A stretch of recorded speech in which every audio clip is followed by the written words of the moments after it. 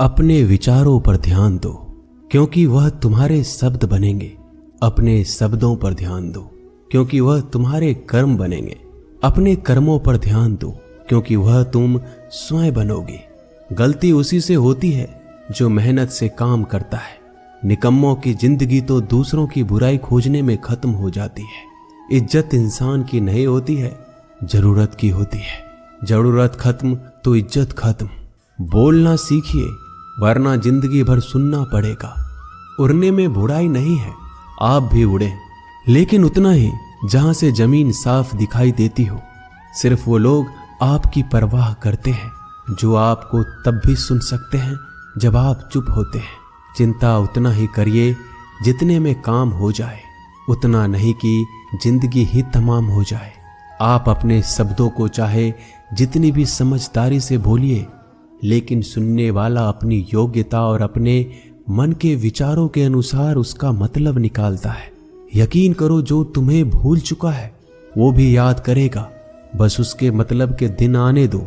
कहानी जिंदगी की यही है कि इसमें मनचाहा किरदार नहीं मिलता। जिंदगी तो अपने दम पर ही जी जाती है। दूसरों के कंधों पे तो सिर्फ जनाजे उठाए जाते हैं। आपकी मुस्कान आपके चेहरे पे भगवान के हस्ताक्षर हैं। उसे अपने आंसुओं से धुल लें या क्रोध से मिटने ना दें। कोई भी व्यक्ति हमारा मित्र या शत्रु बनकर संसार में नहीं आता। हमारा व्यवहार और शब्द ही लोगों को मित्र और शत्रु बनाता है। जो व्यक्ति हर वक्त दुख का रोना रोता है, उसके द्वार पर खड़ा सुख बाहर से ही लौट जाता है। जिसके पास उम्मीद और आस है, वो जिंदगी के हर इम्तिहान में पास है। हर कोई अपना नहीं होता, और यही सच है।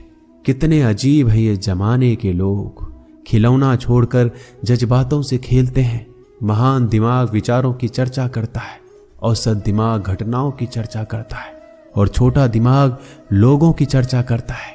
अहंकार ना पालिए जनाब, वक्त के समंदर में कई सिकंदर डूब गए। इन 5 जगहों पर हमेशा चुप रहना सीखिए। पहला, जहां आपके शब्दों की कोई कीमत नहीं। दूसरा, जहां बोलने के बाद आपको पश्चाताप ना करना पड़े। तीसरा, अगर आपके बोलने से किसी का दिल दुखता हो। चौथा, अगर आप गुस्से में हो, क्योंकि इंसान गुस्से में बिना कुछ सोचे समझे कुछ भी बोल देता है। और पांचवा, जहां आपको समझदारी से कोई सुनने वाला ना हो। किसी का कष्ट देखकर अगर तुम्हें भी कष्ट होता है तो समझ लेना तुम्हारी आत्मा में परमात्मा विराजमान है। सिर्फ सुकून ढूंढिए, जरूरतें कभी भी पूरी नहीं होती। जिंदगी में सारा झगड़ा ख्वाहिशों का है। ना तो किसी को गम चाहिए, ना किसी को कम चाहिए। जिसके इरादे हमेशा साफ होते हैं, कई बार लोग उसी के खिलाफ होते हैं। जो तुमसे तंग आ जाए उसे छोड़ दो, क्योंकि बोझ बन जाने से याद बनना बेहतर है। झूठ की खरीदारी ज्यादा दिन तक नहीं टिकती। सच एक ही सही अंत तक साथ देता है। किसी इंसान के आज को देखकर उसके भविष्य का मजाक मत उड़ाओ, क्योंकि इस समय में इतनी शक्ति है कि वो कोयले को भी धीरे धीरे हीरे में बदल देता है। समय जब फैसला करता है तो गवाहों की जरूरत नहीं पड़ती। इंसान का काम तमाम करने वाला शब्द है। कल करूंगा, ना तो अधिक बोलना अच्छा है, ना ही जरूरत से ज्यादा चुप रहना। जैसे बहुत अधिक वर्षा होना भी अच्छी बात नहीं है, और बहुत अधिक धूप भी अच्छी नहीं होती। विचार कीजिए, हमारा जन्म हमारी मर्जी से नहीं होता, ना हमारा मरण हमारी मर्जी से होता है। इस जन्म मरण के बीच में होने वाली सारी व्यवस्था हमारी मर्जी से कैसे हो सकती है। जिंदगी में हर मौके का फायदा उठाओ, पर किसी के मजबूरी का नहीं। अगर जिंदगी मौका देती है तो धोखा भी देती है। जिंदगी की सबसे अच्छी दवा है जिम्मेदारी। एक बार पी लीजिए साहब, जिंदगी भर थकने नहीं देगी। जीवन में प्रयास सदैव कीजिए। लक्ष्य मिले या अनुभव, दोनों ही अमूल्य है। जिंदगी में तकलीफें तो हवा के झोंकों सी होती है, जो आती है और चली जाती है, पर ये जब जब आती है तो सभी के नकाब उतार कर जाती है। जो आपने सोचा है जरूरी नहीं कि वो मिल जाए, मगर जो भगवान ने सोचा है वो आपको जरूर मिलेगा। इंसान कर्म करने में अपनी मनमानी कर सकता है, मगर फल भोगने में अपना वो होता है जिसके साथ बातें खुलकर की जा सके। ना कि संभल कर मनुष्य अहंकार और गलतफहमी के कारण महत्वपूर्ण चीजों से दूर रहता है। गलतफहमियां सच नहीं बताती और अहंकार सत्य को देखने नहीं देता। अगर आपके साथ जिंदगी खेल रही है तो आप निश्चित ही एक बेहतरीन खिलाड़ी होंगे। जिंदगी का काम है ठोकर मारना, बिखरना है या निखरना है ये तो आप पर निर्भर करता है। आज तुम्हारे जीवन में कितनी मुसीबतें हैं इससे कोई फर्क नहीं पड़ता। फर्क पड़ता है तो बस इस बात से कि तुम उसका सामना कैसे करते हो। मनुष्य को इस संसार में जो भी मिला है उसमें उसको खुश रहना चाहिए। जो नहीं मिला है उसके लिए दुख नहीं मनाना चाहिए। इंसान ने जितना उसके लिए सोचा है भगवान ने उसके लिए उससे ज्यादा सोच कर रखा है। इसलिए कभी भी किसी चीज के बारे में चिंता मत करो। प्रभु श्री राम ने घर में विरोध सहा है, कान्हा ने भी समाज में बहुत सहा है और यह आपके साथ भी होगा।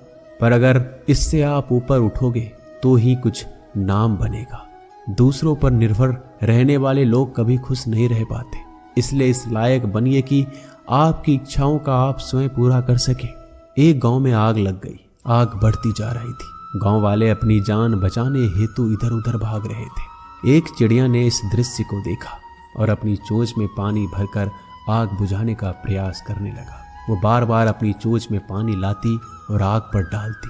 जब गांव वाले ने चिड़िया को आग पर पानी डालते देखा तो उनमें भी जोश आ गया और बोला, अगर ये चिड़िया प्रयास कर रही है तो हम क्यों नहीं कर सकते। सबने प्रयास किया और आग बुझ गई। ये सब एक कौवा देख रहा था। उसने चिड़िया से कहा कि तेरे पानी डालने से कुछ होना तो था नहीं, फिर ये क्यों कर रही थी।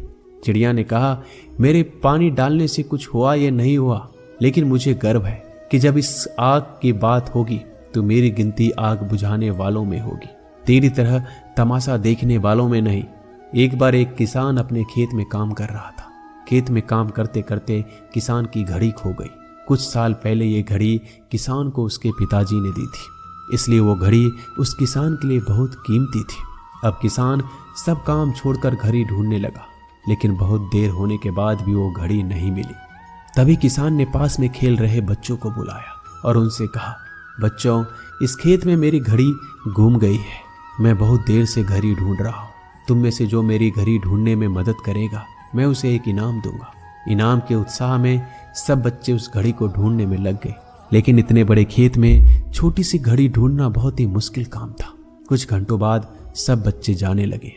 किसान ने भी अपनी उम्मीद छोड़ दी। वो भी घर जाने की तैयारी कर रहा था। आखिर में एक बच्चा किसान के पास आया और बड़े शान से कहा कि सब बच्चे चले गए, बस मुझे थोड़ी देर और घड़ी ढूंढने दीजिए। किसान ने कहा, ठीक है, मैं कुछ देर बाद आता हूँ, तुम देखो जब तक घड़ी मिलती है या नहीं। किसान जब 20 मिनट बाद आया तब बच्चे के हाथ में घड़ी थी। किसान आश्चर्यचकित हो गया और बच्चे से पूछा कि इतना जल्दी तुमको घड़ी कैसे मिल गई। बच्चे ने कहा, सब जा चुके थे। अब इतनी शांति थी कि मैं धीरे धीरे पूरे खेत में घूमकर आवाज सुनने लगा। जैसे ही शांति में मुझे आवाज सुनाई दी वैसे मुझे पता लग गया कि घड़ी कहाँ पर है। दोस्तों, ये कहानी शांत दिमाग का बहुत ही बढ़िया उदाहरण है। जब हमारा दिमाग शांत होता है हर बड़ी चिंता खत्म हो जाती है और आसपास का शोर भी खत्म हो जाता है, तो हमारा दिमाग अपने आप काम करता है और हमें सही दिशा दिखाता है। दोस्तों, इस वीडियो में बस इतना ही। जल्दी मिलते हैं हम और भी ज्ञानवर्धक वीडियो के साथ। धन्यवाद।